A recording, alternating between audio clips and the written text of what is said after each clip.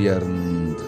வாங்காய் வேதமுடு ஆகமமாய் வெளிப்பட் ரீங்காரமாய் மலர்ந்து பரஷோடசியாய் நிறைந்து 40 முக்கோணம் வாழும் கையிலை ஸ்ரீபுரச் சிந்தாமணி கிருகத்தில் இருக்கும் கைலாச சுவாமினி பரஷோடசி பரமசிவன் பாகம் அமர்ந்து பாராளும் பரமேஸ்வரி சக்தி மனோன்மணி எல்லோர்க்கும் நல்வரம் தந்திட எல்லா நன்மையும் அருளிட மீனாட்சி நித்யானந்தனாய் உருக்கொண்டு இங்கு நிஜாவதாரமாய் வந்தேன்.